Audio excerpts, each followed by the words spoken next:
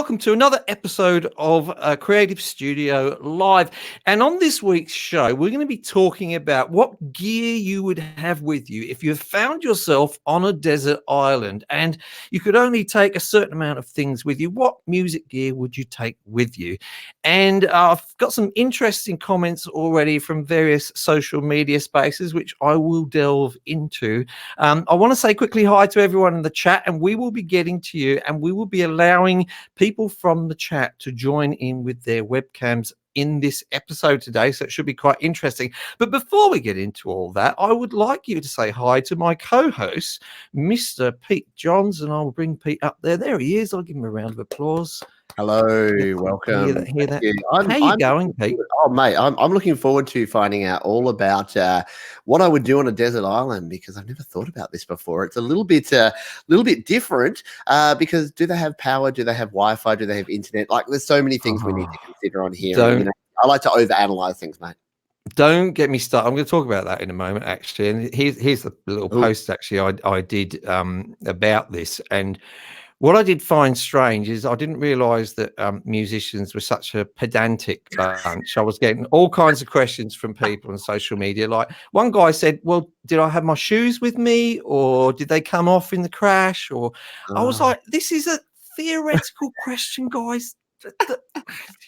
Some people are so like, oh, I would take drinking water with me, of course. I'm like, okay, you're not in the spirit of it. But anyway, talking about Facebook groups, and this little post you can see here is from a Facebook group called Home Recording Studio Zone. I was maybe try again. There you go. Home Recording Studio Zone. Yeah, that's the one. That's the one.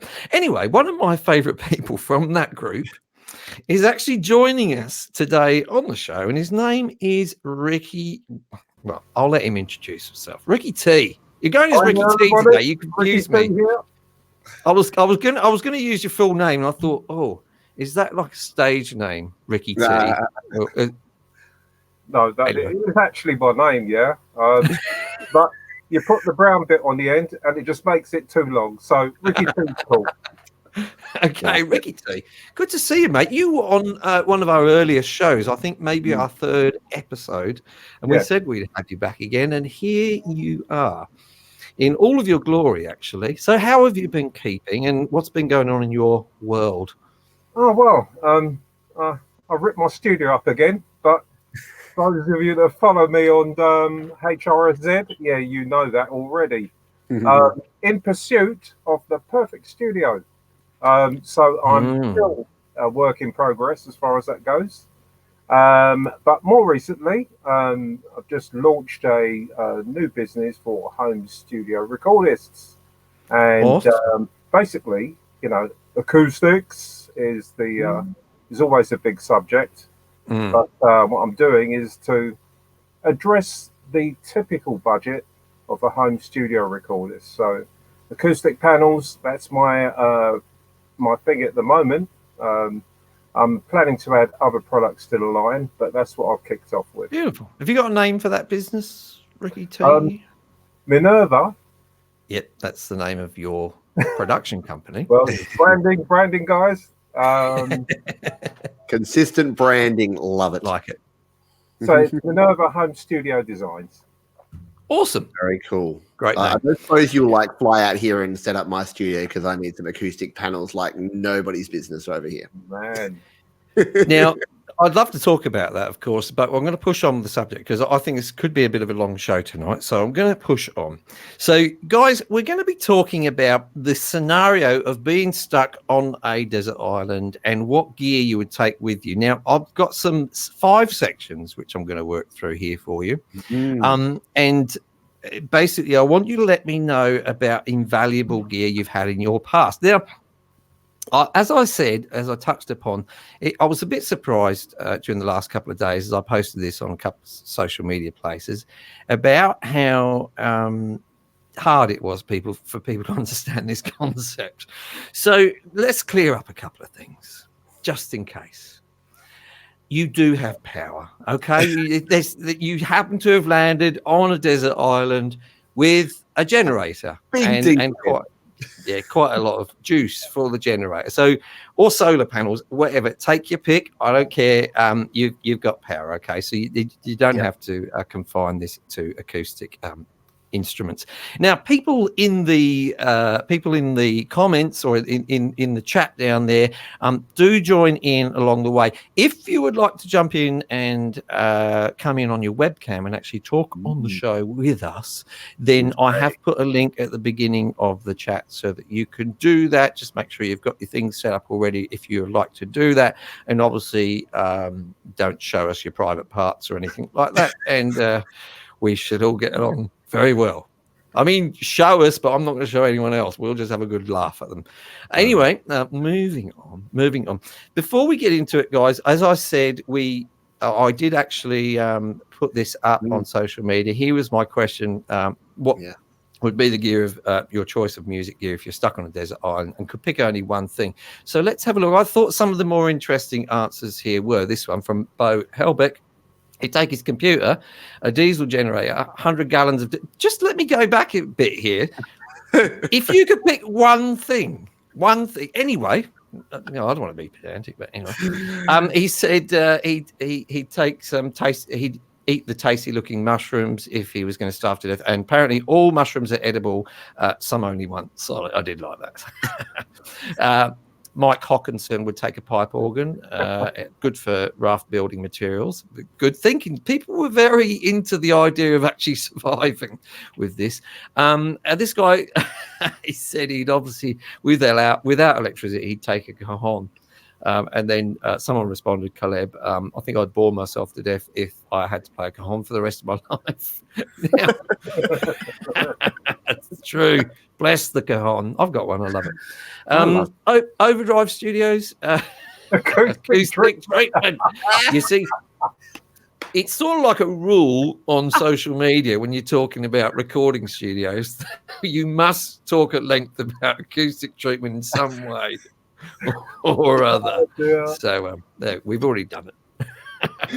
A guitar that I could somehow turn into a radio. I'd take a radio.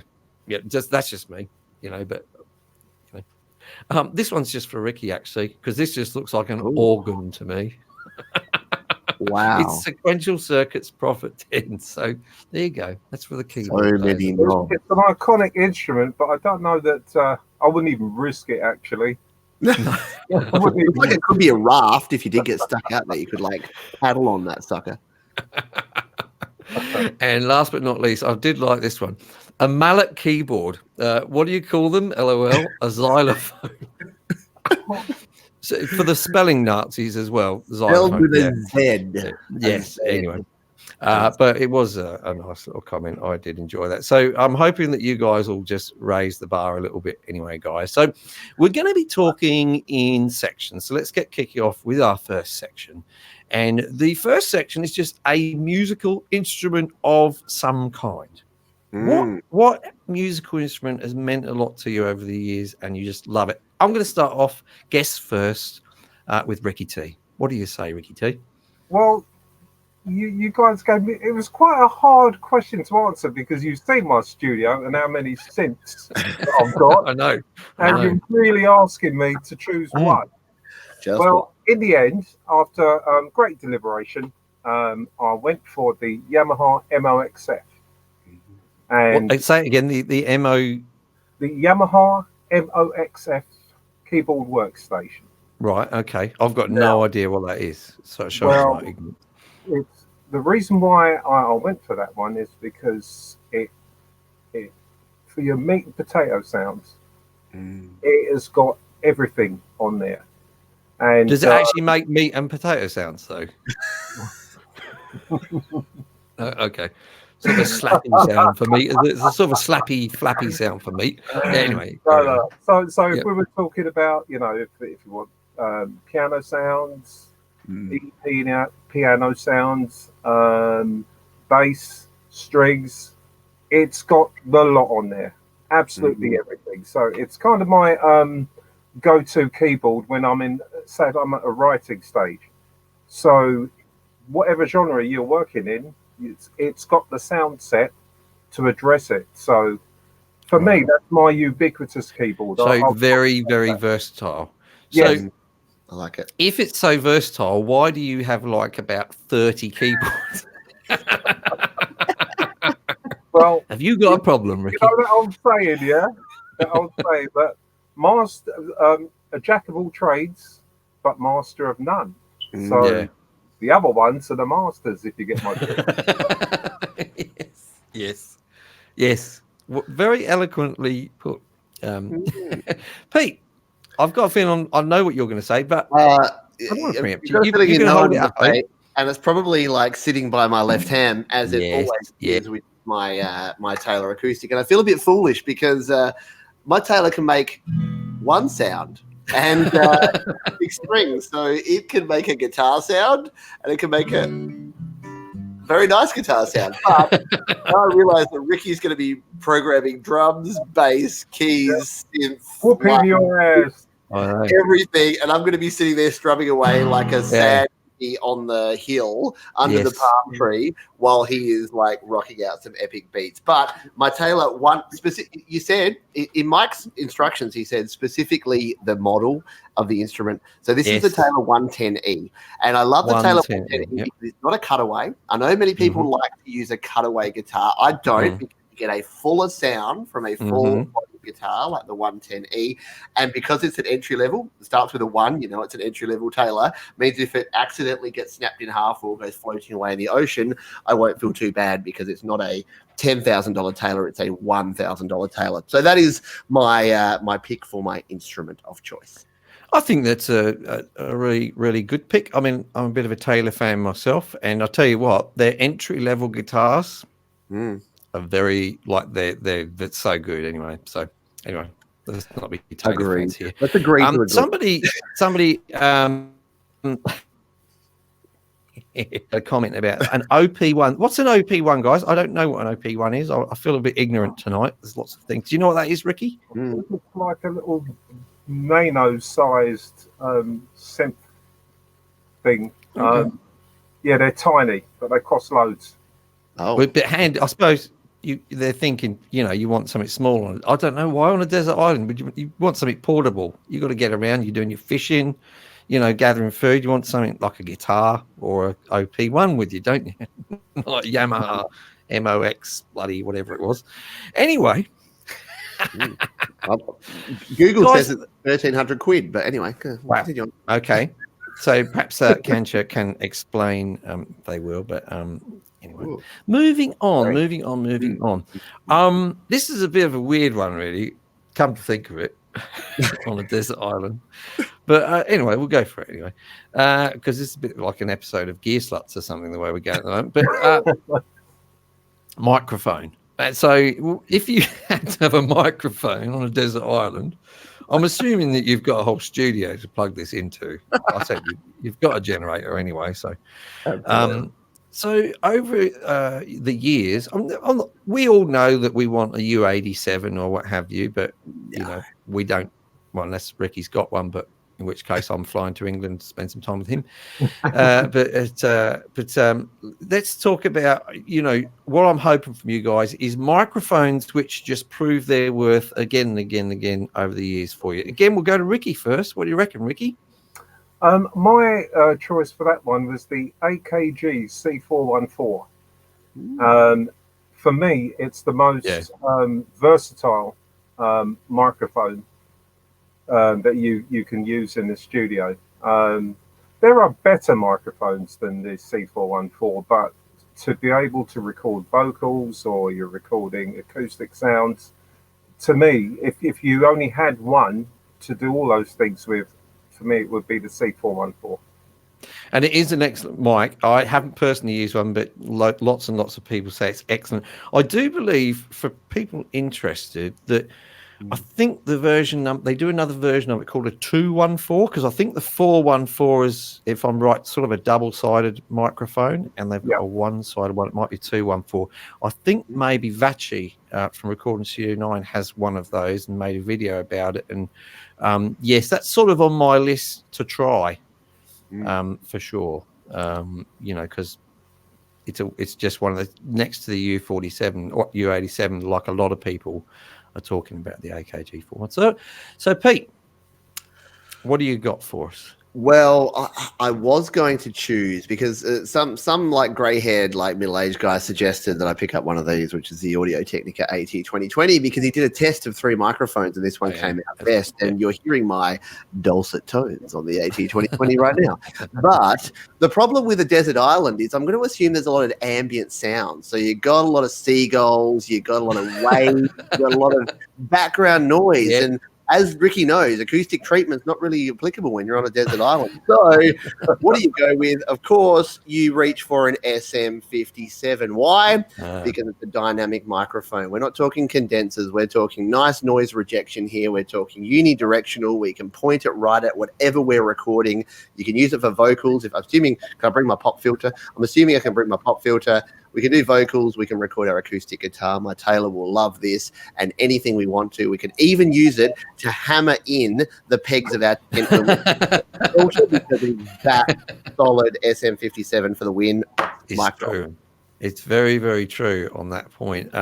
Now, somebody is in fact in agreement with you in the chat there, Edward Bennett.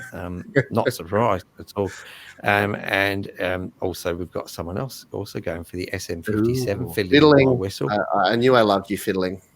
Now, a little bit of controversy here for you, Ricky, but Recording Studio 9 says, that's Fatty, says the C214. That was the one I was talking about, not the 414, 214, I beg your pardon. You were talking about the 414, weren't you, Ricky? Yes. Yes. Yeah. So he's saying the C214. 214, so I'm unable to make the comparison, but yeah, that's good to know. Thank you very much. I do believe it's a very, very similar microphone. But anyway, I'm not an expert on them, but there you go. There's some $750, just quietly 100. Anyway, let's continue on. Now, if we were giving points out here, I might have to give an extra point there to Pete for thinking of the nailing in aspect, because they are like little hands, solid. Really, aren't they? They are heavy and solid. Indeed. So that's good. Now on our third point, and do join in, continue to join in the chat, please, guys, because I'm liking what you're doing here. I'm going to say a DAW of choice. Now, there's some conditions here. You do have a laptop. You do have a laptop with you for this DAW. Not a phone, not an iPad. I think we know why I'm saying this, don't we, Peter? Because I know he's going to say GarageBand, right? I'm like, no, but it could be an Apple. I'm going to let Pete, dig his own hole on this one. But Ricky, we'll go to you first. You've got a laptop. I know that you've used several DAWs in your sort of life of recording. So which one of them really stands out for you? Well, as you've said, I've used quite a few of them. At the moment, I'm using 3 in the main, but Cubase would be the one that I would take with me.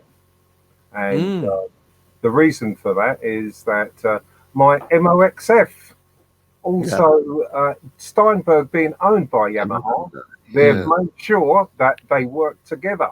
They play nicely together. A laptop and Cubase with an MOXF, it behaves as a plugin essentially. So if you're struggling for RAM, I've got a little extra boost there. Okay, that's cool. I used Cubase for about a year and a half, some years ago, and it'd be probably 5 or 6 years ago, and I really enjoyed it. Actually, it's one of the classic DAWs, really, isn't it? I mean, it's one of, when you talk about the old school DAWs, you're talking obviously Pro Tools, but we were talking about Cakewalk earlier off air. That's a very old one. Cubase goes back a long way. Having said that, Logic, I can remember people using Logic when I was back in the UK 20 years ago. So that must have been going for some time. But Cubase is a solid choice. I like it. Yes. And if you're going to be using any VSTs at all, then, Steinberg virtually created them, didn't they? Exactly. That's it. So, Peter, can it not begin with G for a change? Well, no. knowing that you've pigeonholed me and you've pushed me down this rabbit hole towards this. So I reached out to my community. So hello, Studio Live Today viewers, if you're here watching on the live stream or the replay. I reached out to them and said, hey, if you're on a desert island, what's the one thing you would take with you to do your recording? And, 48% of people, over 200 votes, said an iPad.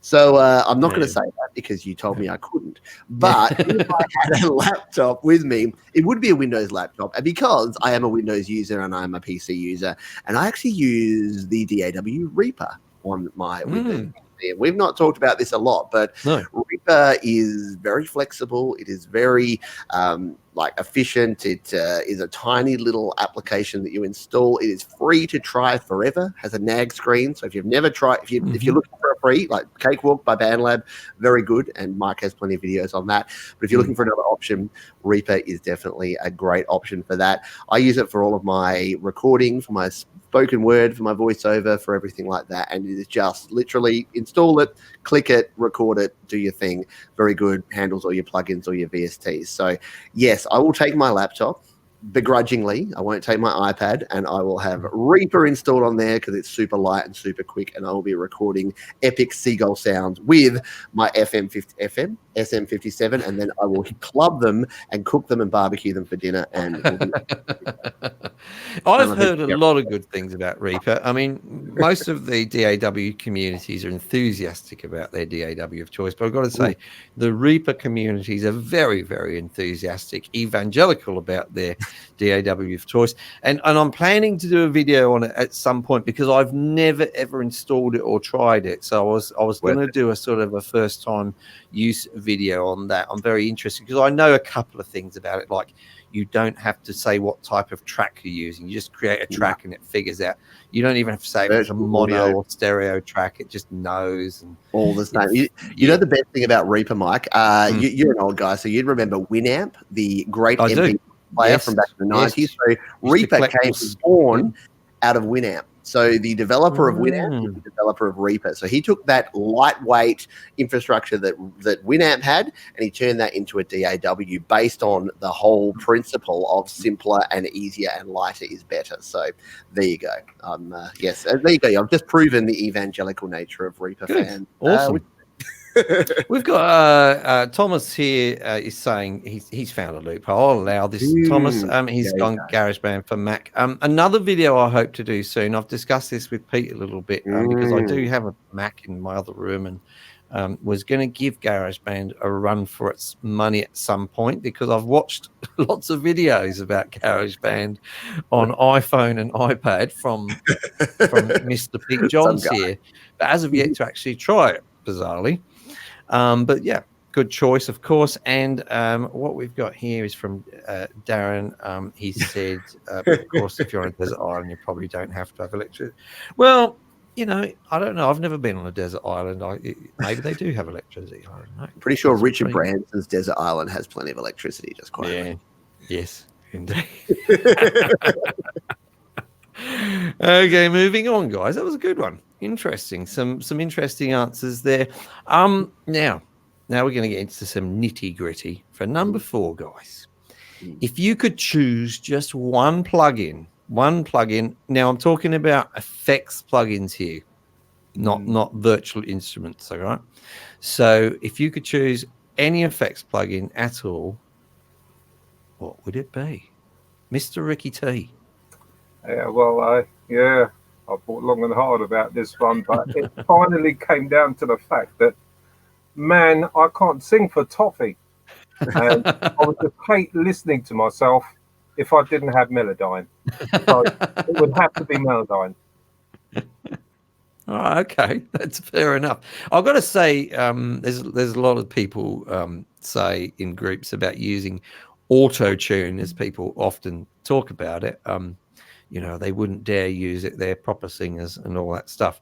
But I've got to say, they probably haven't used Melodyne in that case because it really is an awesome plug-in or standalone even, because it's not like it doesn't have to be used like an auto tune where you just automatically, you can pick specific words or things within it and just correct those, which is really, really handy because even the best of singers you can realize 2 or 3 days after a session with them, oh, that wasn't quite there.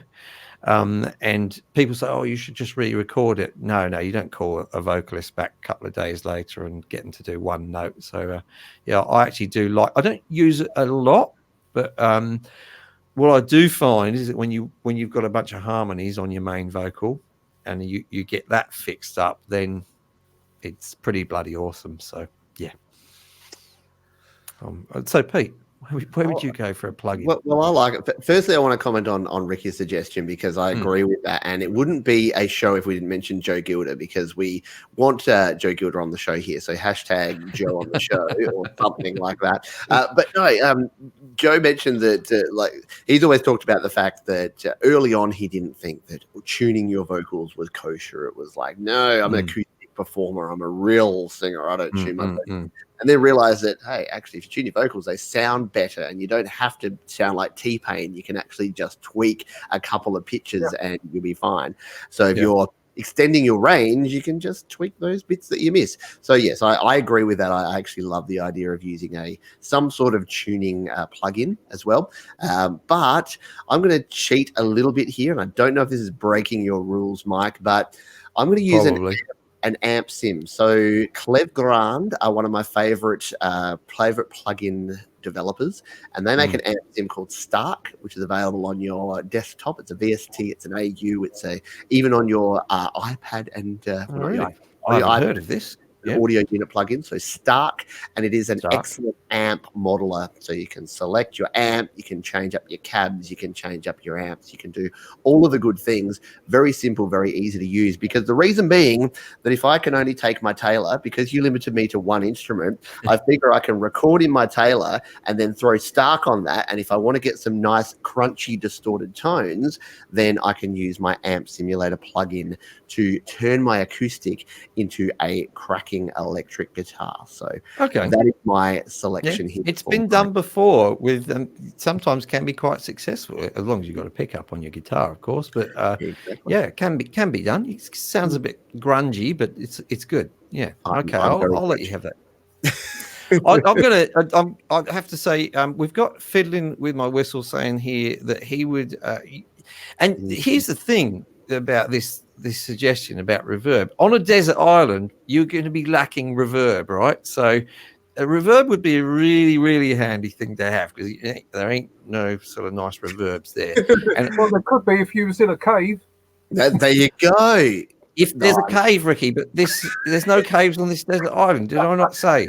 I think there is a cave. And can I just right? A volcanic cave. Can we have a quick intervention on Mike's pronunciation of the word reverb, because I've never heard anyone say reverb before.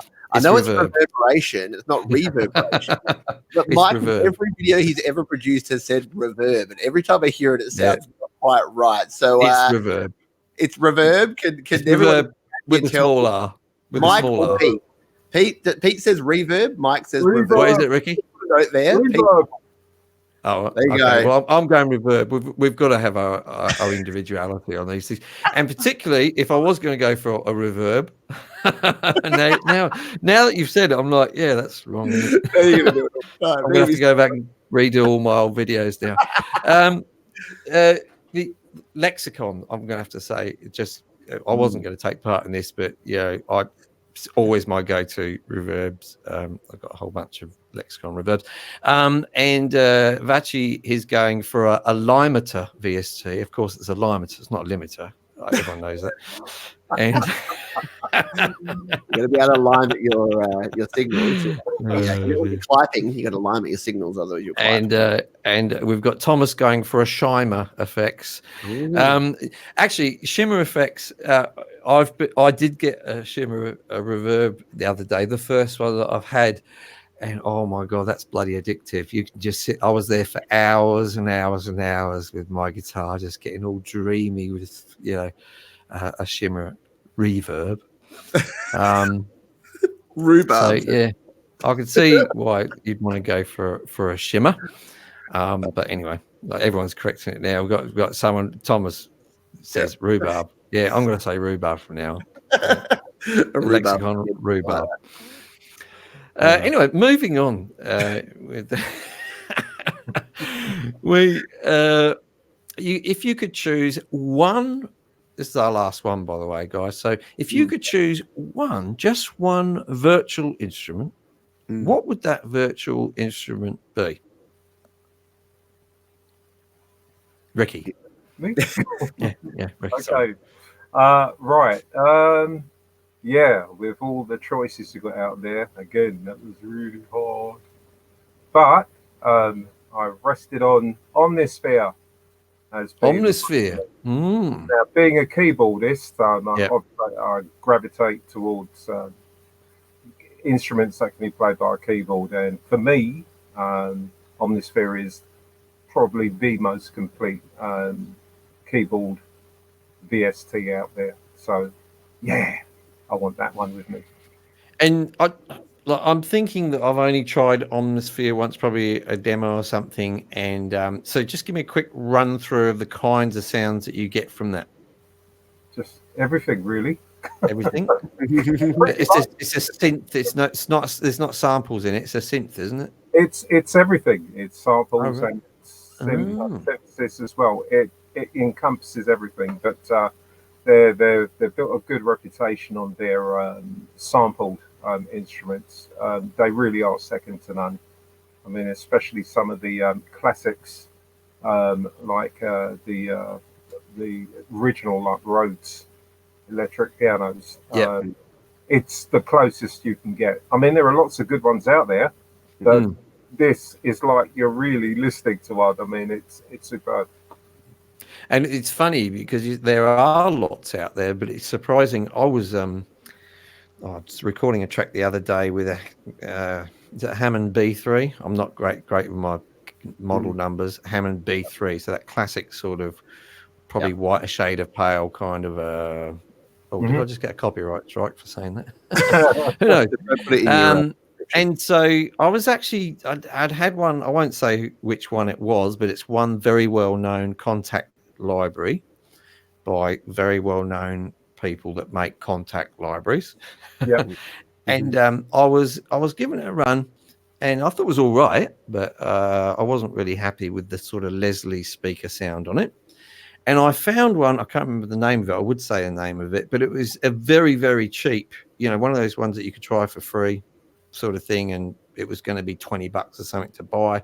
And it was way better than the big commercial one, like for me anyway. But they were very different in sound, considering they were both right, sound virtually the same.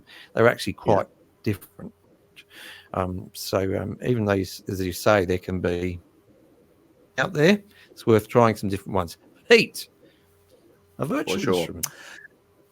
A virtual instrument. So, firstly, let me just say that it's been a pleasure talking with Ricky here, because I think if Ricky and I were actually stuck on a desert island, we would be making some very different sounds, but people would have a great party because I would be able to hang out. We would create some great guitar rock in the afternoon, and then Ricky would DJ us all through the night with his keyboard synth sounds. It would be a great time. So, yes, Ricky, we're going to get trapped on a desert island. Let's do it together. My virtual instrument. So because I've got the guitar, because I've got everything going on here, I've got my SM57 to record things, we need a drum virtual instrument, don't we? Because you need to bring it on home with some drums. So my plugin of choice is actually Addictive Drums. So when I do use a DAW, when I use Reaper, I throw Addictive Drums on there, and Easy Drum is the same, Superior Drum is the same. Like to be honest, they're all very similar, but I've just found that the sounds you get from Addictive Drums, the interface, the ability to program in your own drums, and all of the presets and patches you get with that particular plugin. And it's probably because I've used it more than any of the other ones, and I paid for all the kits and the licenses and the extra bits of kit that you have in there. But yeah, it just works really well. So for me, I'm loving life because I've got my Windows laptop, and then I've got Reaper, and I've got my SM57 recording my Taylor 110E. I've got Addictive Drums doing my drumming. I've got the Stark amp sim, so I can rock out to some electric sounds if I want to as well. I'm a set and a happy camper, as much as you can be happy stranded on a desert island. I've got to say, I'm more of a Superior Drummer 3 user. But I will say I find addictive drums excel with things like jazz kits and brush sounds and things like that. They're just very, very subtle and sort of organic on those things. Very, very cool. Some of the more sort of blues kits and things like that. I really love the addictive drums. I'd agree with that. Yeah. Yes, they've beaten Tune Track in that corner, I think. We've got some suggestions here in the chat. We'll go for Thomas here. A Ravenscroft 275. That's a piano, isn't it? I've got that right, I hope. Piano? Yes, I think it is. Haven't had time to Google it. But, correct me if I'm wrong there, Thomas. I haven't tried that one, obviously. It looks like it. We also had Mimo. Good day, Mimo. How you going? Nice to see you here. I was listening to some of Mimo's music the other day. It was really cool. A GSI, a VB32 over amplitudes, Lizzie. Okay, interesting stuff there. And Jade, it's nice to see you here, Jade, as usual. And you've said, well, she's put a full stop on the whole affair. Does that mean we're over? When Jade put the full stop, I'm pretty sure it means end of show. That is the end of the show. I would like to thank first of all the people in the chat. It's been a good fun show. I've learned a couple of things actually, and been inspired by some of you guys' choices, and I sort of feel like I want to crack out a bit more addictive drums for sure. And I'm definitely going to be checking out Omnisphere because I felt like Ricky was a salesman for Omnisphere for a moment there. So, no, he's moving around. He's doing a bit of wheeling and dealing. There's a bit of acoustic treatment, a bit for Omnisphere. Yeah. I'm just an enthusiast, guys. He is an enthusiast, and if I could pick anything from everything that you guys have said, I won't surprise you to know I would take the Taylor guitar. Because I'm a bit of a fanboy of Taylor guitars. Don't hide the fact. So yes, massive thank you to Ricky. Ricky, it's just been great to have you. You were even more awesome than you were the first time. Hey man, agreed. Yeah. What I like about you, especially Ricky, you don't get pedantic about pronunciation of words. You let it slide. You let it pass by. That's it, but some people, they just can't, have to be a smart ass. But anyway, Pete, it's been a pleasure as usual. You have been so busy on your channel. I almost feel privileged to have your time because there must be very little of it. I just imagine that you just wake up in the morning, make a video, do your other stuff, make another video, go to sleep, and just do that. When do you actually come up with ideas for videos? It is a bit like that. I literally wait. That's not far from the truth. I wake up in the morning, I look at my list, and thank you to the wonderful people that are here on your channel and on my channel as well, because they provide all of the ideas. So I have a list of about 8 at the moment, and I wake up in the morning and go, what do I make today? And then I pick one and then I make it, and then that's it. So yes, it is great, and yes, I do like this, and Mike, I'm loving what you're doing over on your channel. Let's just say the accolades are reverbing all over the internet for Creative Source at the moment. I think thank you. I am I'm in a purple patch at the moment, but I'm sure that there will be tragedies coming. Crashes. The calm before the storm, where Mike throws it and abuses all of his viewers and then just storms off.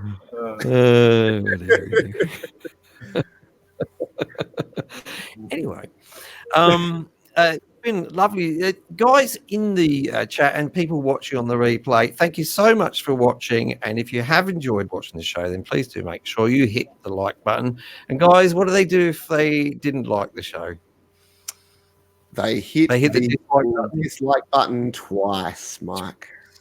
Indeed, that lame joke that you put at the end of every video. And if you haven't already, then please do subscribe to Creative Source, and also subscribe to Pete's channel, where we will be. It's down the link, by the way, down in the description, by the way. We will be on his channel next week, talking about. Pete, do we have any ideas yet what we're going to be talking about? We absolutely don't. But here's what you need to do. I'll post over on Home Recording Studio Zone because that's a good segue to over to Ricky T. Who's one of the great admin over there, that will be asking for ideas there. So go to Facebook and search Home Recording Studio Zone. Make sure you join up to that group and hang out and chat to us over there because that's where we'll find out the topic for next week's show. Awesome. Well, thank you very much, guys, for joining us. And thank you to everyone in the chat. We will see you next Thursday on Pete's channel. And we will reveal at some point, a couple of days before that, what the actual subject of the show will be. Thank you and good night. I've got to hit the end button.